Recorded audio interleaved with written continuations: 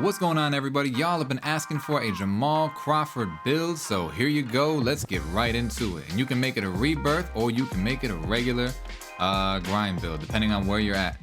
So obviously you can change the name to Jamal Crawford. I put him as shooting guard because that's what Jamal was.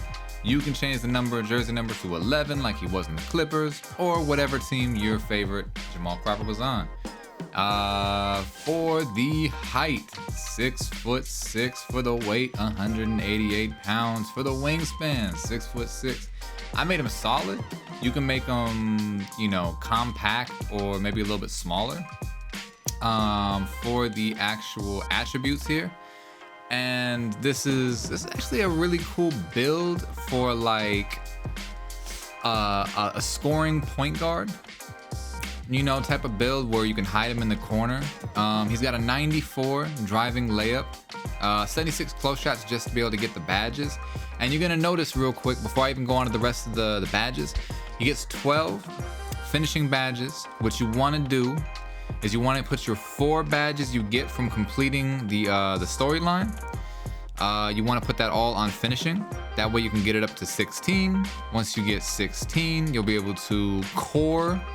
We'll basically be able to get slithery finisher. And then you want to put the 1 badge you get from completing level 39 of the season also on finishing. That way you get a total of 17.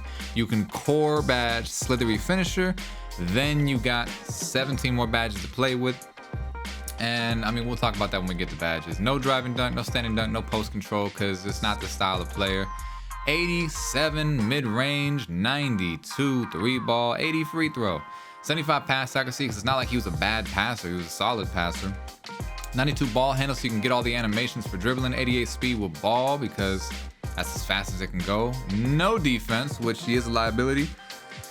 And honestly, don't like that his speed is so low, acceleration, but this is about as good as I can tweak it to get everything else. So 83 speed, 81 excel, 44 strength, 60 vertical, and a 99 stamina, which I don't want to cheat stamina. I think you're gonna need stamina with a build like this.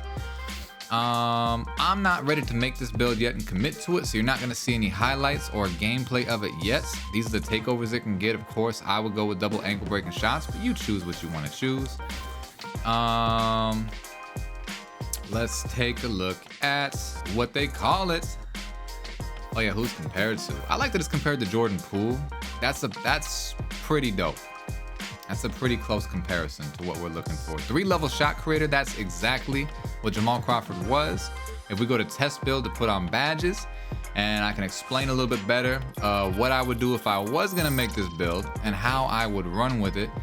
Now, essentially, I can't show you what it would look like to core this badge right now because I don't even have enough to do it. I haven't put all the badges on from the storyline and the extra badge from 39 level of season. But just know I have my eye on gold slithery finisher. But let's just play around with badges if I didn't have that. Fearless on gold, Acrobat Hall of Fame, and then after that, Giant Slayer, as high as you can get it, gold. You don't necessarily need Masher. You don't necessarily need any of these other badges. You don't necessarily need Fast Twitch. If you can get Giant Slayer Hall of Fame, put it there, by the way. Don't skimp out on it if you don't have to. But Slithery on gold, gonna be really important. It's kind of like fancy footwork mixed with whatever the unpluckable badge was for slashers last year. I forget what it was called. Mixed with a little bit of everything. It's a really underrated badge. People overlook it because a lot of people making slashers, you get the bully badge and they don't even think to put on slithery. For shooting, Hall of Fame, Hall of Fame, Hall of Fame. Core it, definitely want that, and then finish off with that. This is exactly how you would want to play with this build. Hall of Fame Space Creator, Hall of Fame Mini Magician, Hall of Fame Guard Up, can shoot crazy shots from 3, got Blinder so it's hard to defend him, got Deadeye so it's hard to defend him. Space Creator to break people's ankles, can shoot crazy shots in the mid-range. By the way, this build's gonna be able to take fadeaway shots, like post fadeaways. That's unintentional design, but use it to your advantage. you know, and guard up, of course. It's exactly what it says. Increases the ability to make jump shots when defenders fail to properly contest. Really solid badge. I've been using it a lot on other builds. For this, ooh, let me play around with this. I forgot what I had. I think, just looking at it, I'd want this setup to start. I probably want to core that one and then put this on. And then we don't get handles for days. So you are going to lose out on one tier 3 badge here, which it is what it is, you know. And you can also like take down, if you don't trust Unpluckable, you could take that down. I wouldn't do that.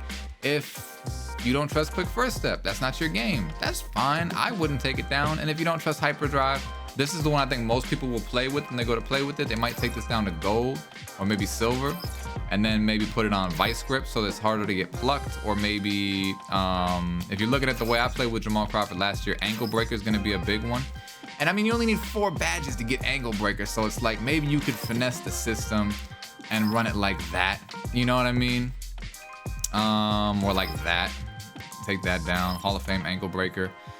The way I'm running it this year, I haven't found Ankle Breaker to be, well, it actually has been working for me, but I've just been valuing these other badges so highly, I haven't decided to do anything with it. If anything, maybe even not use killer combos. Maybe even say screw killer combos, go with this. You can live without killer combos, and then you get all these extra badges. Now you get to put this up to gold. Now you get that security, you get the breaker, or even better, forget that, put it on bailout. Now it's hard for people to double team you. Now you got all the Jamal Crawford skills, and you can't really be double teamed too easily. You can break ankles. People can't just run up and pluck you unless they're like a lockdown. You're fast, you got quick dribble moves. Pretty solid. This one, I would put it on double off-ball pest if it was me.